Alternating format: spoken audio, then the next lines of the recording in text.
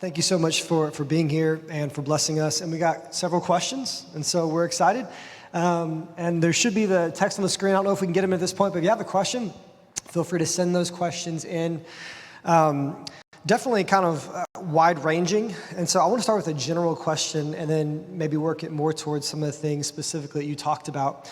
So one of the questions that was asked was, of all of the different apologetic arguments, like we've looked at a lot of different ones in this series. I know you talked about beauty and evil, but of all the different apologetic arguments, what do you personally believe is maybe the most compelling one in a secular age? Like if you're going to go to one directly, which one and what is that argument? Arguments compel in different ways. Now, I happen to think that people are logical and smart, but we're not that logical and not that smart. So my view is that we're, a little lower than the angels, the psalmist says, but just a little bit higher than lemmings. If you want to change a person's mind, probably the most important thing you can do is just change who they're hanging out with and what they're reading. So I very much firmly believe that ideas and affections are caught more than taught. This is a big issue for us in the modern world, which is that if we're spending just 1 hour here, right, and the rest of our thinking and reading and so forth is determined by kind of worldly forces, guess which one is gonna win? So all that is sort of a preface to say that I think that the most compelling argument is one that kind of connects with someone sort of right where they are, which is why I really do think that the argument from beauty has this hold on our affections. You find again and again atheists or skeptics or agnostics still, their atheism is shaken in some ways by the beauty of the world. They're kind of astonished by it. Now, intellectually, if you're talking to someone who really is, kind of driven by their thought process primarily, then I do think something like the Kalam cosmological argument is really tight. It's really compelling. It's pretty simple. Whatever begins to exist has a cause. The universe began to exist. Therefore, the universe has a cause, right? Something that's not the universe. And those two premises are really hard to deny, right? Everything that begins to exist has a cause. That just makes sense. The universe began to exist. That's what science teaches, right? And so it seems like there must be something behind the universe. Now, that doesn't get us all the way to the Christian God, right? Okay, well, there are lots of different gods that could be the cause of such a thing. But I think it's a good point at which to kind of test maybe whether someone is seriously interested in pursuing, kind of wonder, curiosity. I think William Lane Craig likes to joke, he says, I think it's just going to be really hard on the last day for people to stand in front of the Lord and say, sorry, Lord, I couldn't believe you. I just thought things began to exist without a cause. Yeah. That's just so strange. It's just a strange thing to believe. And so I think it's a good starting point for kind of testing where, whether people are willing to kind of pursue thinking or whether they'll resort to any arguments just to keep from accepting Christian belief. That's awesome.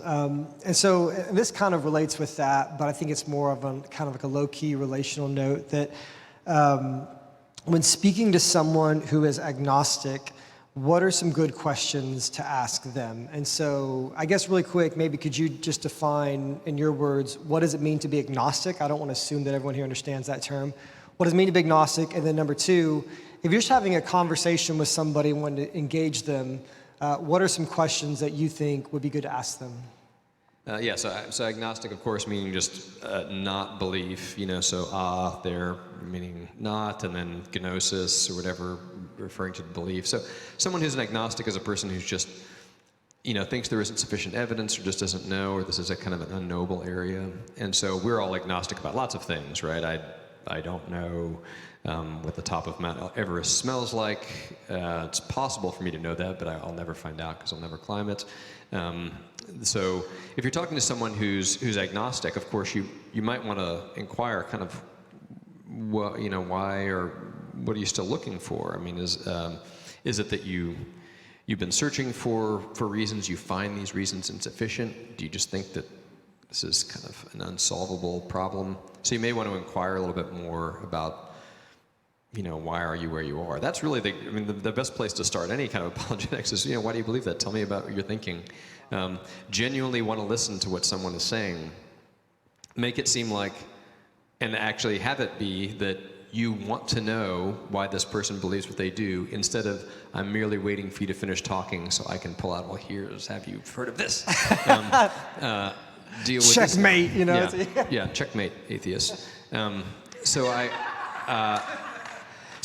there's really no getting around. So besides the virtue of wonder, of genuinely being kind of astonished and curious about the features of our world, there's also the virtue of just being like a real person who's having a conversation, and that will serve you a lot better, because you're going to encounter all kinds of people who have very specific areas of knowledge that you're not going to know, and so if you can carry out a really genuine conversation, that goes a long way. And as you're talking, I promise you, I'm not like on Facebook on my phone. I'm just looking at all the different questions. And so I'm kind of having to pick and choose. So don't worry, I'm totally engaged here, but I'm trying to pick. But this is one of I really like this question, so I wanted to make sure I asked this one. You mentioned this but if beauty is an argument for God, wouldn't a lack of beauty be an argument against the existence of God? For every pretty mountain, there are 10,000 cockroaches. So. Okay, yeah. Though cockroaches are real small. That's true. One mountain's bigger than 10,000 cockroaches. If cockroaches were the size of mountains, you might have a little bit more of an argument. No, I think that's a good point. That's a really natural response to the question, which is, well, not everything in the natural world is beautiful. I mean, I like Texas a lot. I like this area, but I don't think this is the most beautiful kind of area that you can live in. I don't think that the scrubland is the most kind of stunning. I still think it's beautiful, but maybe there's a similar kind of problem of evil with regard to ugly things, rotting carcass with bugs eating it. That's ugly, and so does that ugliness kind of overwhelm the beauty of the world? And so there is a fundamental judgment that I think that we have to make, which is, on whole, is the world more beautiful than not, right? It just seems to me that it is. That just seems fundamental. And almost everyone I meet or talk to believes this. And so if someone thinks, now the world is a ugly, miserable place, you've got a deeper problem that you need to get to first before you move on to apologetics. Sometimes people will, I think, deny it when they start to hear the argument, simply because they want to find an error in the argument. But I think then you're starting to argue in bad faith, right? I'm just going to deny this premise that the world is beautiful because I see where the argument is leading. That's epistemic vice, right?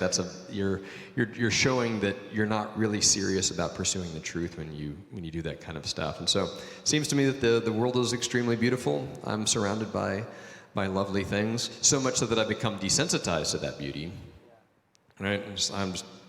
But the stars above this world that we live in, I am continually surrounded by things that are awesome, and I think that is just fundamental to our approach, and we should show that wonder, and we should help other people to have that wonder as well if they've lost it. That's good. This is an interesting question. And I think maybe in some ways it kind of plays into some of the polarization of our day, where I think people might be compelled to believe in God, but there's maybe a certain moral stance of the church that they're like, well, I can just never get on board if the church believes, X, Y, or Z. And I think we all know what a lot of those different ones would be. But this question is, why do you think the secular world has taken the word beauty and applied it to many sins of the flesh? Think lust or greed or gluttony or pride, which maybe they would look at some sinful things and say, well, that's beautiful. Can sin be beautiful? I think in a way sin can be beautiful. It wouldn't attract us if it weren't. That's right? a great point. Every good thing, everything God created is good. And so there's only good things in the world for us to misuse, abuse, to love in the wrong way. And so somebody like St. Augustine of Hippo is a hero of mine, and he has this argument that God created everything is good, and so evil and sin is is the result of just loving things inappropriately, right? Really, when we're talking about sin, it's loving something lesser more than we should, loving things in a disordered way. So there isn't any good thing in your life that you can't love inappropriately and sin. You know, God sent, you've got a job or a child or some other responsibility. You can turn that thing into an idol and abuse it. So the most tempting sins are the things that are the most beautiful, that are the best, that are the most worthy, and those are the things that we ultimately need to watch out for. But there's a little bit more in that question though than I've addressed, which is that I think we also, as part of our kind of cultural life, we do praise and overpraise certain sins to the point that they actually then become laudatory. So we're talking about how the world sees things, then we would expect that the guilty people, ourselves included, would want to kind of whitewash sin to the point that it becomes a good. And so there is an advertising campaign going on for sin. We support that because we want to ease our consciences and that sort of thing. So the fact that we misuse good things, that we whitewash sin, I think makes perfect sense given the nature of sin itself. That's good. So this is another relevant one. As you probably know, there's a lot of talk about kind of justice in our current cultural moment. And even as our culture becomes more secular, it's not becoming less moral in a sense. Maybe the morals are changing, but we live in a very moralistic, like we're going to cancel you or shame you if you make a mistake. Do you think that like kind of, justice-oriented, this moment, do you think it plays in favor of belief in God? Or is there a legitimate, do you think, argument that people would make for justice, morality, outside of the existence of God? Because people say, well, if they're like, what would someone who's agnostic or atheist, do you think, say when we're like, well, if there's right and wrong, there has to be a God? Do they have an argument that maybe we can expect to come against us? Or what would they say? And then do you think this moment plays towards belief in God? So I think I got a couple questions in there. So one is that it seems like we've become really attuned to sort of a narrow bandwidth of moral, values and judgments that have become extremely important.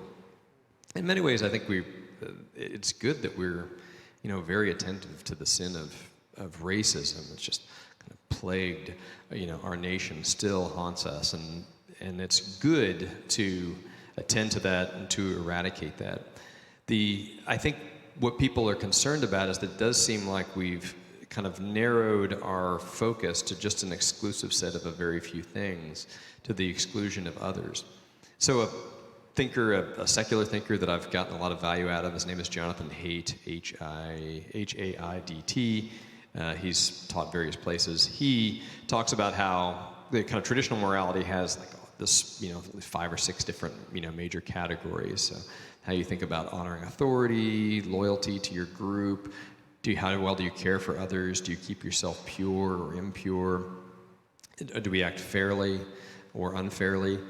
There are more things. And he says traditional morality has this sort of, full scope of what it means to be a good person, whereas contemporary secular morality has narrowed the bandwidth down to just, are you caring for other people and are you acting fairly?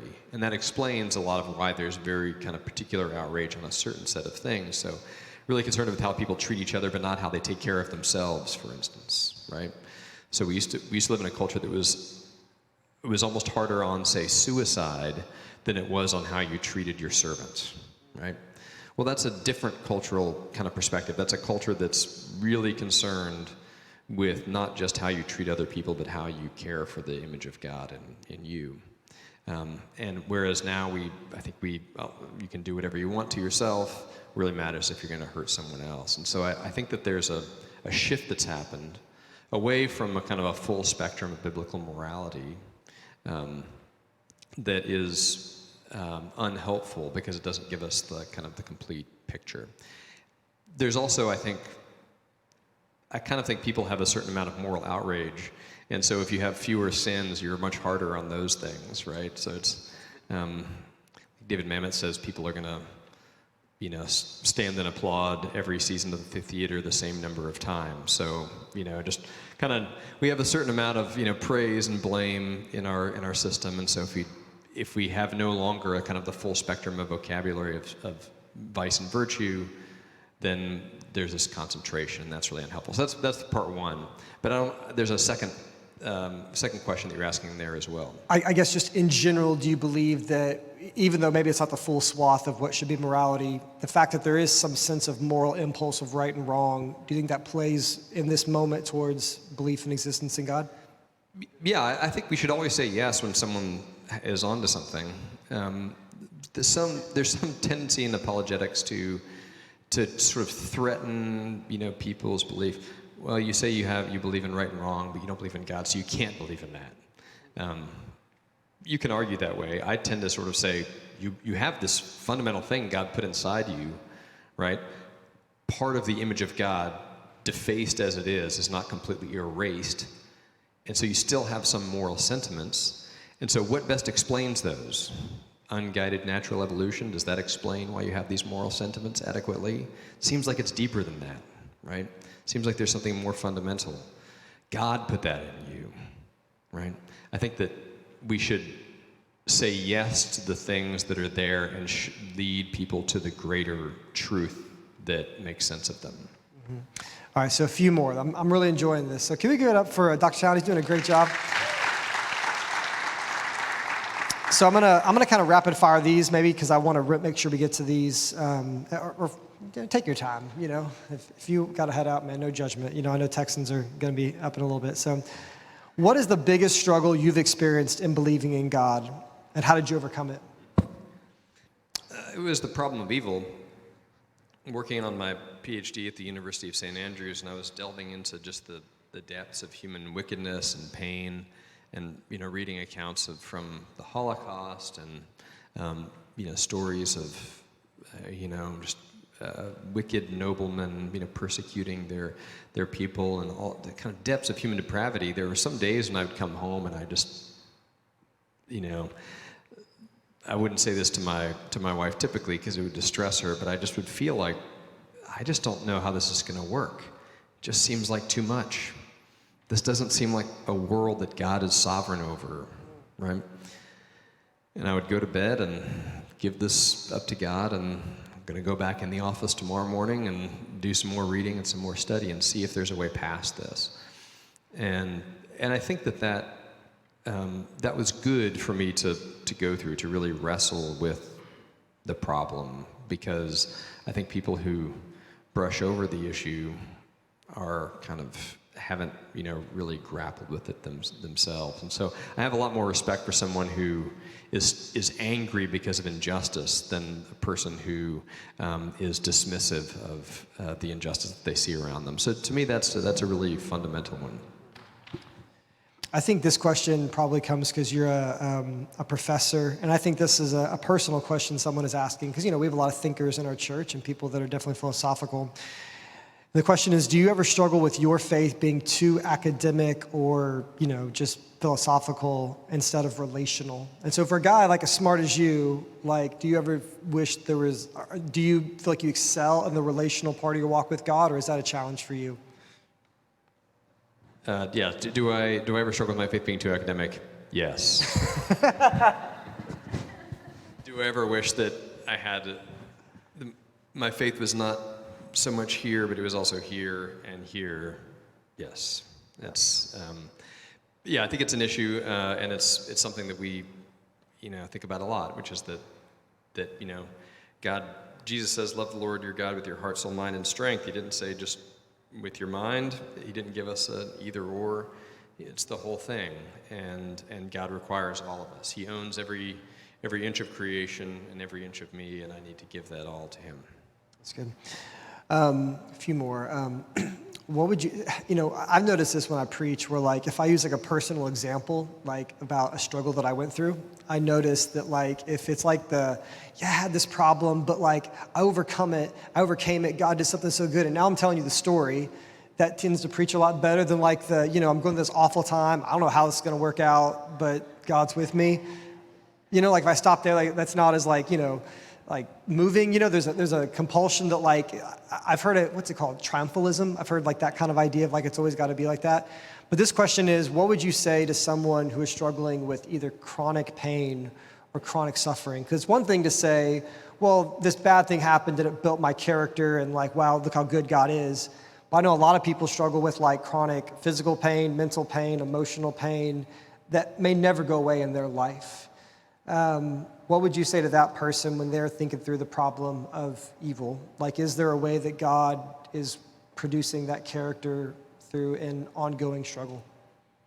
No, it's a great point, and so in my talk I offered a version of the logical argument, some reasons why the premise doesn't hold up. There are good reasons why God allows suffering, but I think I also mentioned that there are sufferings that we experience that seem way worse for us than whatever good we might get out of it, right? So suffering horrendous evils doesn't always make us better, more compassionate people. It often damages our character, deforms us. Experiencing kind of prolonged difficulty, can be, make it genuinely difficult to sort of live a kind of a thriving life. And so this is where I think that if our account of God's goodness ends at our death or is reducible to the here and now, then Christianity doesn't work. I like this. I was hoping you'd go here, do it. And so there's no theodicy, no defense of God without eschatology. And so the picture that we have in Scripture is that our lives are only going to make sense in a heavenward movement. And this is what Paul says in Romans. He knows that we're suffering, but there's a greater glory that's coming that will outweigh that will defeat that, and that's ultimately the place where we have to anchor our hope. So that triumph, for the person who is still experiencing that, we are not triumphalistic, but the triumph is coming. I love that. That's what I was hoping you were going to say. So last question as we draw to a close. And this question we got a few times, and I would imagine you were maybe expecting this one.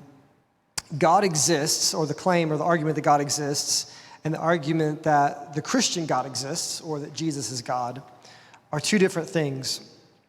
How do you navigate the conversation from a broad view of God to apologetically believing that Jesus is God? Yeah, so obviously I offer some general things. You can use the Kalam cosmological argument, the argument from beauty, for other sorts of theisms, right? So you might be able to argue for just kind of a more generic theism or different, a different world religion, and that's okay. I mean, it's all right if we just move someone from, atheism or agnosticism to just believing in some sort of God. C.S. Lewis himself, encountered that in his life. His faith came by steps, right? He moved from atheism just to kind of belief in some God, ultimately to believing in the Christian God.